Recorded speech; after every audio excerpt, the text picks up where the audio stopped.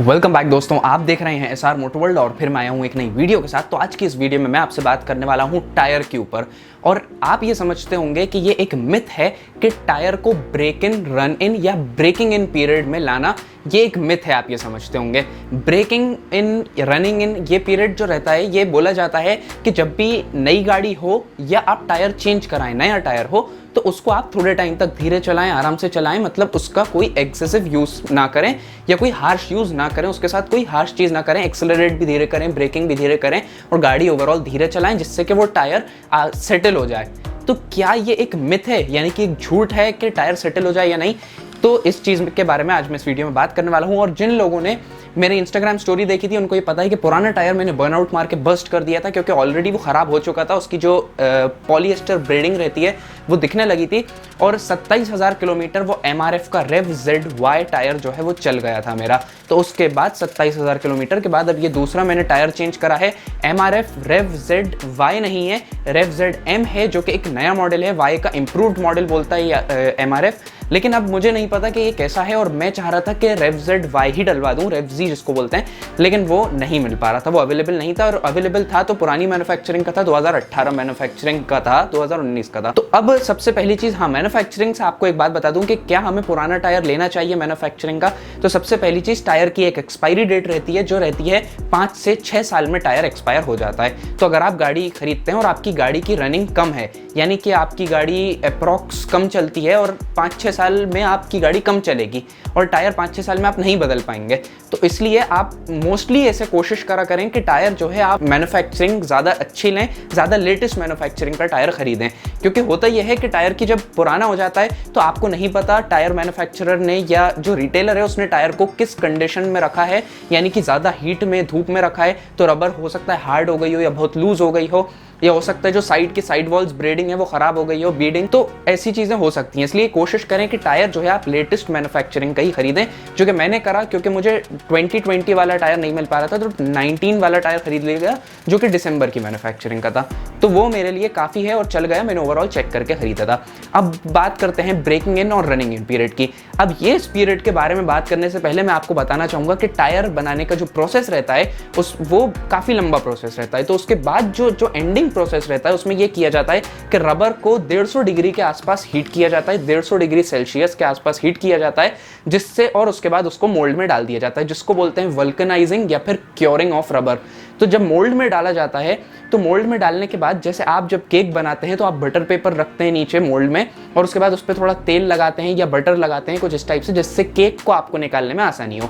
Same case tyres के साथ होता है। जब टायर्स को मोल्ड करने के लिए रबर को उसके मोल्डर में डाला जाता है, तो मोल्ड में जब डालते हैं रबर को तो उसके बाद उसके नीचे कुछ लुब्रिकेंट लगाया जाता है, जिससे जब आप टायर को वापस निकालें तो वो आसानी से निकल जाए और टायर डैमेज ना हो।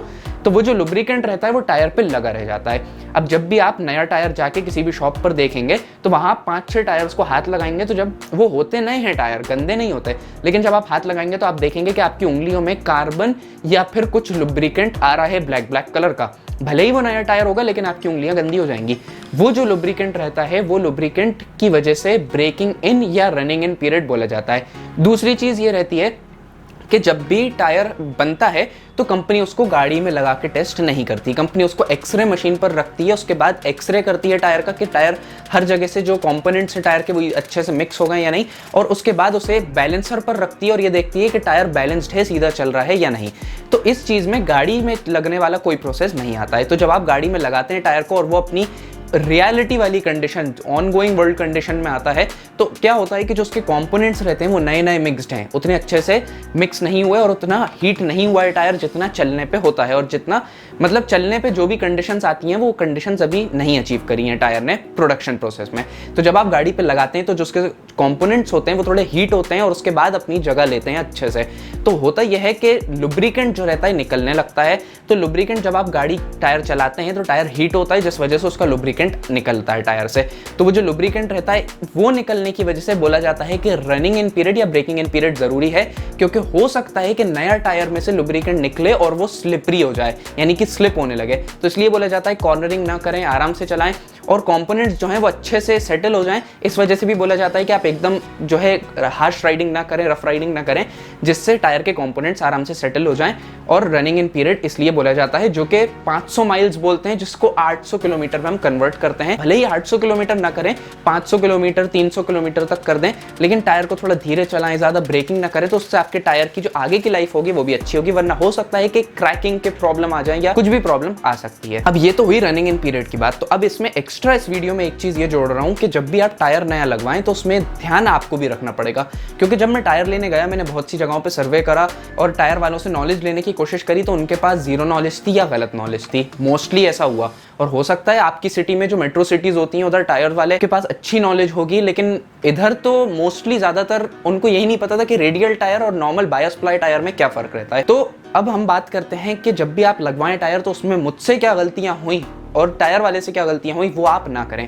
सबसे पहली चीज़, जब भी आप टायर फिक्स करवाएं नया, तो अगर ट्यूबलेस टायर है तो उसकी साइड वॉल्स पर पानी डलवा के देख लें कि उसमें से कोई लीकेज तो नहीं है।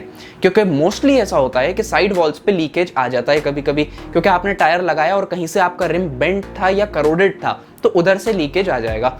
फिर आप सोचेंगे कि नए टायर में लीकेज क्यों आ रहा है। अब दूसरी चीज़ पे आपको ये ध्यान रखना है कि जब मैंने टायर लगवाया था तो मैंने अपनी बाइक घर लाया और उसके बाद पूरा अलॉय व्हील निकाल लिया और उसके बाद टायर वाले के पास लेके गया और उसके बाद टायर फिक्स करा के ले आया। उसमें ये गलती हुई कि टायर वाले को ये नहीं पता था कि रोटेशन टायर का कहाँ पर लिखा हुआ है। टायर पे, हर टायर पे एक रोटेशन मार्क्ड रहता है, रोटेशन का एरो मार्क्ड रहता है कि टायर किस साइड घूमने के लिए बना हुआ है। इन केस अगर आप उल्टा टायर लगा देते हैं तो आपका टायर पानी में ग्रिप अच्छी नहीं देगा, वाटर डिस्प्लेसमेंट नहीं होगा। वो जो रोटेशन मार्क रहता है वो ग्रिप का रहता है, ग्रिप पूरी पलट जाती है अगर आप उल्टा टायर लगा देंगे, जिस वजह से वाटर डिस्प्लेसमेंट और वो जो ग्रिप रहती है ना, वो थ्रेडिंग रहती है, वो वाटर डिस्प्लेसमेंट के लिए रहती है। इनकेस अगर आप पानी में चला रहे हैं तो टायर उस ग्रिप के थ्रू पानी को बाहर फेंकता है उतनी जगह से। तो आपने देखा होगा कि जब भी बाइक कहीं जाती है, छींटे उड़ जाते हैं, इस टाइप की चीज़ हो जाती है, वो ग्रिप की वजह से होती है। तो अब आपको ये ध्यान रखना है कि जब भी आप टायर लगवाएं ऐसे करके, तो उसमें आप रोटेशन का ध्यान रखें कि किस साइड रोटेशन होनी है टायर की। अब साइड वॉल में मेरी लीक हो गया था, लीक आया था साइड वॉल में, वो इसलिए आया था, हो सकता है इसलिए आया हो कि टायर उल्टा लग गया, लेकिन उस वजह से कोई पॉसिबल रीज़न है नहीं, क्योंकि रिम दोनों साइड से बराबर होता है, टायर दोनों साइड से सेम होता है। तो उसमें लीकेज हल्का सा आ गया था, लेकिन वो लीकेज गाड़ी चलाने के बाद भी ख़त्म नहीं हुआ। तो जब मैंने ये देखा कि टायर उल्टा लग गया है, तो मैं वापस टायर, मैंने अलॉय निकाला और उसके बाद मैं वापस लेके गया।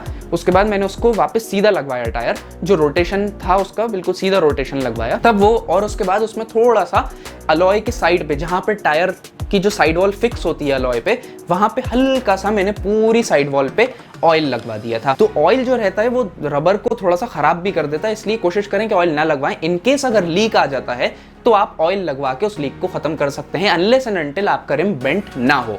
अगर रिम बेंट है तो या तो रिम चेंज होगा या तो उसे आप हैमरिंग करके उसे रिम को सीधा कर सकते हैं। तो दोस्तों ये थी बात, और मैंने अपनी गाड़ी को ऑलमोस्ट मॉनसून रेडी कर लिया है। इंस्टाग्राम पे स्टोरी भी डाली थी इसकी। अगर आपने इंस्टाग्राम आईडी फॉलो नहीं करी तो नीचे डिस्क्रिप्शन में लिंक है, वहाँ से जाके आप फॉलो कर सकते हैं। उस पर आपको अपडेट्स मिलती रहेंगी कि कौन सी वीडियो आने वाली है, कौन सी आएगी और क्या चल रहा है अभी ओवरऑल। तो उस पर मैंने डाला है कि मॉनसून रेडी। अब अगली वीडियो हो सकता है इस पर आ जाए। आप एक बार कमेंट में मुझे और बता दें कि मॉनसून आने वाले हैं, लगभग टच होने ही वाले हैं। उसमें अब आप लॉकडाउन भी हल्का सा खुल गया है तो उसमें आप गाड़ियाँ निकालेंगे बाहर। तो मॉनसून रेडी हम गाड़ी को कैसे करें? अभी मैंने इसलिए रेडी कर लिया है क्योंकि टायर की जो ब्रेडिंग थी मेरी वो ख़राब हो गई थी और इस वजह से वाटर डिस्प्लेसमेंट नहीं हो पाता। और टायर की ग्रिप जब ख़राब हो तो सबसे ज़्यादा खतरा उसे पानी में ही रहता है, क्योंकि पानी में फिर डिस्प्लेस नहीं कर पाती ग्रिप। तो इसलिए पानी में आप जब मॉनसून रेडी करें गाड़ी, तो अगर टायर ख़राब है तो टायर को चेंज करा लें। और भी बहुत सी चीज़ें गाड़ी में करना बाकी है जो मॉनसून से पहले कर दें तो बेटर रहता है। गाड़ी की जो ओवरऑल हेल्थ रहती है वो सही रहती है। तो अगर आप चाहते हैं कि मैं मॉनसून रेडी करने पर एक वीडियो बनाऊं तो वो भी आप कमेंट सेक्शन में डाल सकते हैं, उस पर भी वीडियो आ जाएगी। अगर वीडियो पसंद आई हो तो चैनल को सब्सक्राइब करिएगा, वीडियो को लाइक जरूर करें। So guys, thanks for watching, stay tuned, till then wait for my next upcoming interesting videos.